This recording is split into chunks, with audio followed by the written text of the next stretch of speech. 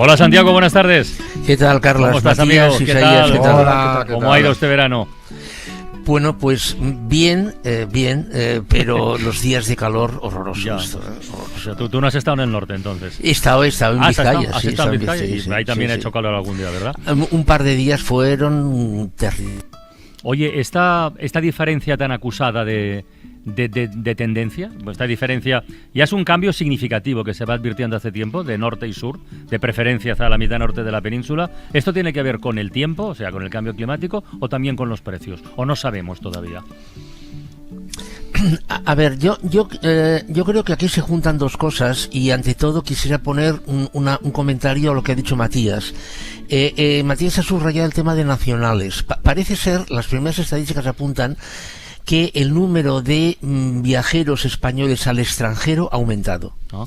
Lo cual quiere decir, claro, que si se han ido fuera, no se han quedado dentro, lo cual implica que el número de los que se han quedado, claro, es menor que el de otros años. Dicho esto, en principio no es por un tema de precios, porque Vizcaya o Asturias es más caro que Jaén o que Córdoba. Esto claro, habrá que ver las tendencias, porque el año de la pandemia aún está muy próximo. Las personas quieren salir, los gastos en hostelería en general han aumentado, así como el gasto en ropa, por ejemplo, ha bajado, pero en hostelería ha aumentado. Entonces, yo creo que estamos en unos momentos aún en que claramente las personas quieren salir y bueno, y evidentemente se está mejor a 25 grados que a 35. Yo me he propuesto, Santiago, no denunciar, no protestar contra la saturación, porque cuanto más protestas, más turistas vienen, ¿no? Aumentar la masificación. Habría que ver si hay una correlación directa. Pero te quería hacer una pregunta. Vamos desbocados. También habíamos dicho, no vamos a contar turistas. Nunca más contaremos los turistas porque no es lo importante. Y solo estamos contando turistas. Sí, lo vemos sí. en toda la información. Entonces yo te quería hacer una pregunta. Vamos desbocados, España va desbocada hacia los 100 millones. ¿100 millones es mejor siempre que 70 millones de turistas? A ver, te voy a contestar, Matías, de otra manera. Yo, desde hace varios años, llevo una estadística, llevo un Excel en el que recojo datos que están en el INE y que son públicos, que es el gasto diario por turista y día de estancia. Y esto lo que hago luego es traducirlo a euros constantes. Bueno, pues el número de turistas no hace más que crecer, pero el gasto medio por turista y día en el año 2003 estaba en 85 euros y en el año 2024, en julio, a 31 de julio, está en 96, no recuerdo mal. Es decir, aumenta muchísimo el número de turistas, pero el gasto medio, en términos reales, es decir, sin la inflación, aumenta muy poco. Aumenta muy poquito. Bueno. Entonces, ¿cuál es el problema? El problema es que es verdad, parece que el número mágico de los 100 millones de turistas va a ser genial. Lo que pasa es que España está basando gran parte de su economía en el turismo. Y eso evidentemente es muy peligroso, ya lo hemos dicho. Santiago, José Luis Escrivá, nuevo gobernador del Banco de España. ¿Bien, mal o regular?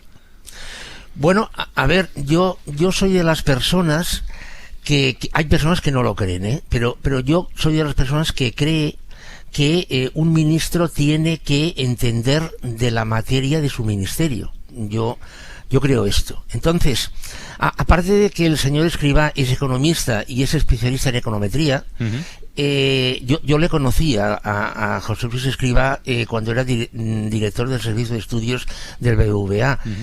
José Luis Escrivá ha sido presidente para América del Banco Internacional de Pagos y a la vez ha sido director de la Agencia Monetaria del Banco Central Europeo, con lo cual, a ver, de política monetaria entiende. Yo creo... Sí, creo que el problema no está en el currículum.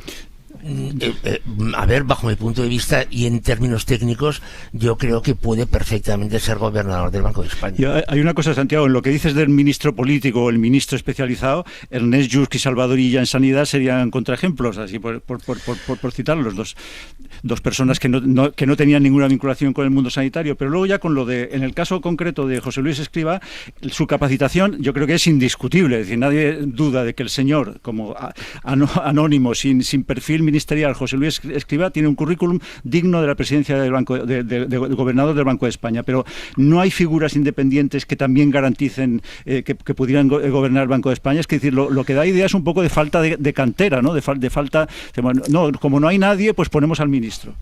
Bueno, yo creo, bajo mi punto de vista, que seguro que sí que hay cantera. Hay personas muy buenas y que además entienden mucho de política monetaria. Por ejemplo, Cos de política monetaria sabía muchísimo. Lo que pasa es que yo creo que estamos en un momento en el que se busca una proyección de imagen. Y José Luis Escrivá tiene, yo creo, dos ventajas. En primer lugar, yo he hablado con él, o sea, es una persona que se nota que domina de lo que habla, o sea, se nota. Eso por un lado. Y en segundo lugar, es conocida. Y yo creo que en estos momentos eso es bueno. Yo creo. Nvidia, el gigante tecnológico, ha sufrido un desplome histórico, vamos, tan desplome que ha perdido en un día 278.900 millones de dólares en su valor. Que eso yo no sé. A mí esto se me escapa, Santiago, quiero decir. ¿Qué quiere decir que pierde esa cifra en un día? ¿Que tenía esos dineros y los ha perdido? No, que pierde virtualmente, ¿no?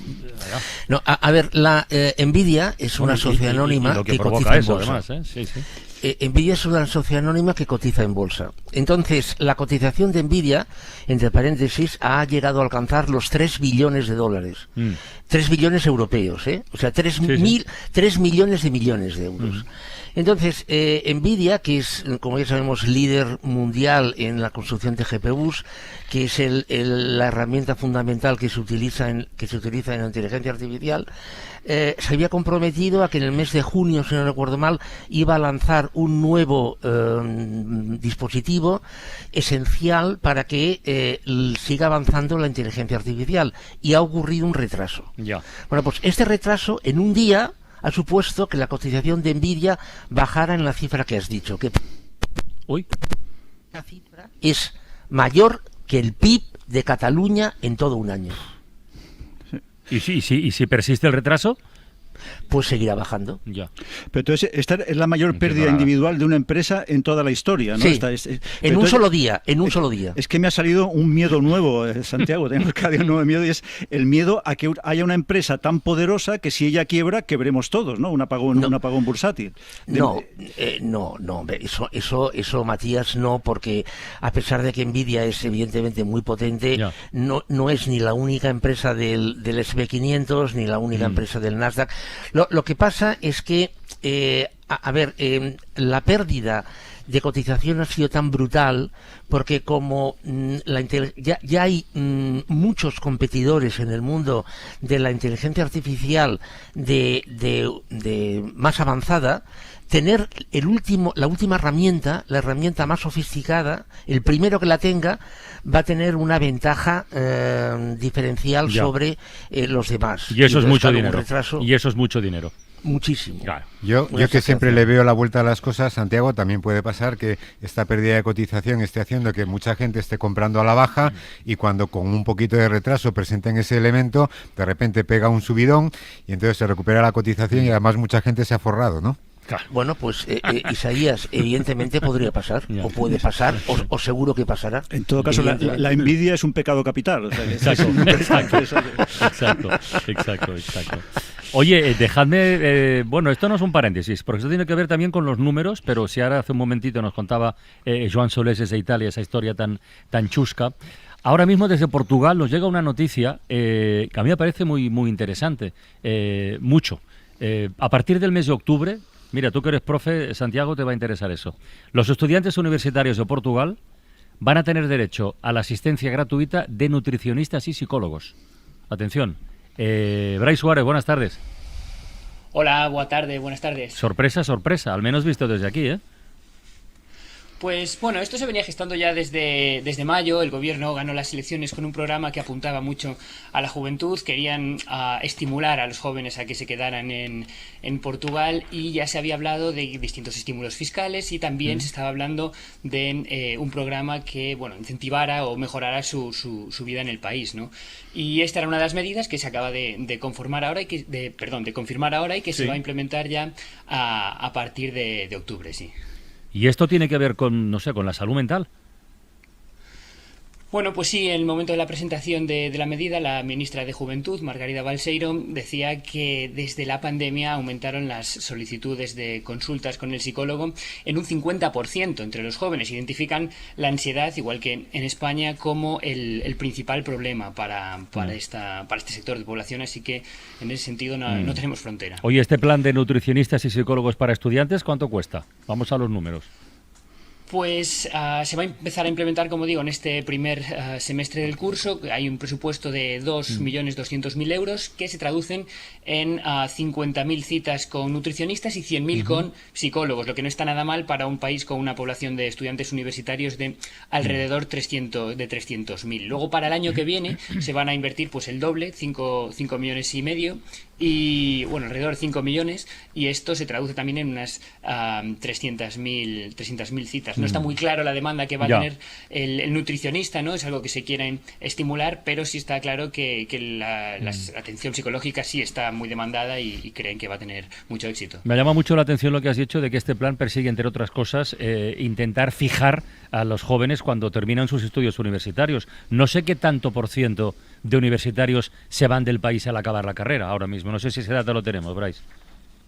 Sí, más o menos se estima que es entre un 30 y un 40% de jóvenes universitarios emigran directamente, y es lo que tienen en mente cuando están en la universidad. Es uno de los principales problemas para Portugal, junto con y de mano de el problema de la vivienda, y es que aquí los sueldos son bastante bajos. Hay una buena coyuntura económica, pero es verdad que muchos portugueses ya tienen interiorizado que van a encontrar un futuro mejor pues en otros países europeos, o también mucho en Estados Unidos y Canadá. Entonces, Bryce, lo que tenemos es que Portugal importa nómadas digitales y al mismo tiempo exporta sus cerebros.